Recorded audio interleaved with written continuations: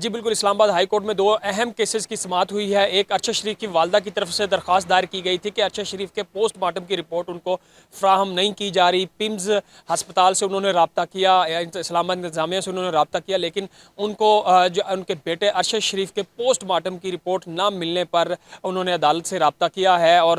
یہ موقف اپنایا درخواست میں کہ جو انتظامیہ ہے ان سے ہم نے کئی بار پوسٹ مارٹم کی رپورٹ مانگی ہے، لیکن جو پیمز ہسپتال کے فوکل پرسن ہے وہ معاملے کو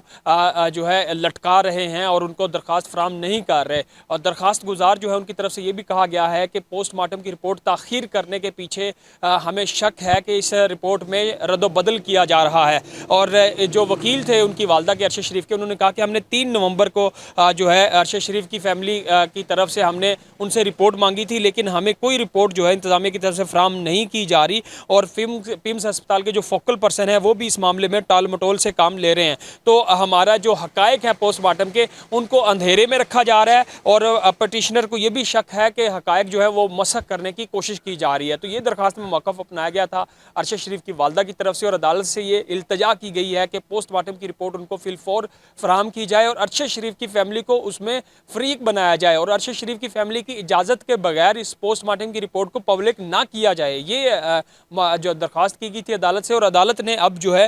فریقین کو نوٹسز جاری کیے ہیں۔ اس میں سیکٹری داخلہ ہے، پیمز انتظامیہ ہے اور وفاق حکومت کو نوٹسز جاری کرتے ہوئے جو ہے اس کا جواب طلب کیا ہے، اور یہ درخواست جو ہے 15 نومبر تک ملتوی کر دیا۔ دوسرا اہم کیس تھا اسلام آباد میں جلسہ اور دھرنے کا، جو پی ٹی آئی کا لانگ مارچ تھا۔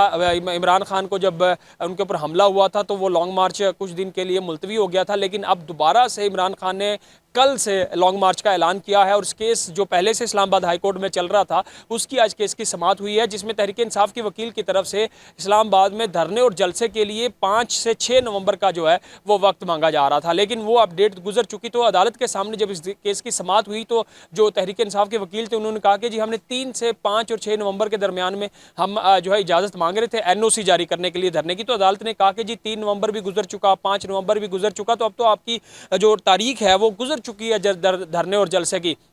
دوسری طرف سے چونکہ یہ تاریخ گزر چکی تھی تو اسلام آباد انتظامیہ کی طرف سے بھی یہ درخواست دائر کی گئی ہے، جس میں کہا گیا ہے کہ تحریک انصاف جو وقت مانگ رہی تھی جلسے اور دھرنے کے لیے اجازت کے لیے وہ تاریخ گزر چکی ہے، لہٰذا ان کی درخواست غیر مؤثر ہو چکی ہے۔ تو انہوں نے درخواست دائر کی عدالت میں کہ اس درخواست کو جو ہے مسترد کر دیا جائے اور اس خارج کر دیا جائے۔ یہ عدالت سے درخواست کی اسلام آباد انتظامیہ نے، اور عدالت نے اسلام آباد انتظامیہ کی درخواست پر اب جو ہے 11 نومبر کو جواب طلب کیا ہے تحریک انصاف کے رہنماؤں سے، خاص طور پہ علی نواز ایوان جو پیٹیشنر تھے جنہوں نے جلسے اور دھرنے کی اجازت مانگی تھی، اور اب ان کو بھی طلب کر لیا گیا ہے۔ تو یہ ایک دونوں متفرق درخواستوں پر آج سماعت ہوئی ہے، جس میں جو ہے فریقین کو نوٹسز جاری کیے گئے ہیں۔ جو وکیل تھے تحریک انصاف کے وہ یہ کہہ رہے ہیں کہ ان کی طرف سے عدالت کو کہا کہ جی ہم جلسے اور دھرنے کے لیے مزید وقت مانگنا چاہ رہے ہیں، اور ہمارا جو تاریخ ہے وہ لیٹ ہو رہی ہے۔ تو جو دوسری طرف سے جو وکیل تھے اسلام آباد انتظامیہ کے، تو ان کی طرف سے یہ موقف اپنایا گیا ہے کہ اب یہ درخواست جو ہے اس دھرنے اور جلسے کی اس کو مسترد کر دیا جائے، اس کو خارج کر دیا جائے۔ دوسری طرف سے جو تحریک انصاف کی طرف سے مطالبہ کیا جا رہا عدالت سے کہ انہیں این او سی جاری کر دیا جائے تاکہ وہ اپنا لانگ مارچ اور دھرنا یہاں پہ کر سکے۔ ان دونوں جو متفرق درخواستوں پر جو اسلام آباد ہائی کورٹ ہے انہوں نے جواب طلب کیا ہے، اور ساتھ میں فریقین کو نوٹسز بھی جاری کر دیے ہیں۔ تحریک انصاف کے رہنماؤں کو بھی طلب کر لیا، اور اس کیس کے اوپر بھی اب 11 نومبر کو سماعت ہوگی۔ تو یہ 2 اہم کیسز تھے اسلام آباد ہائی کورٹ میں جن کی کیسز کی سماعت ہوئی ہے۔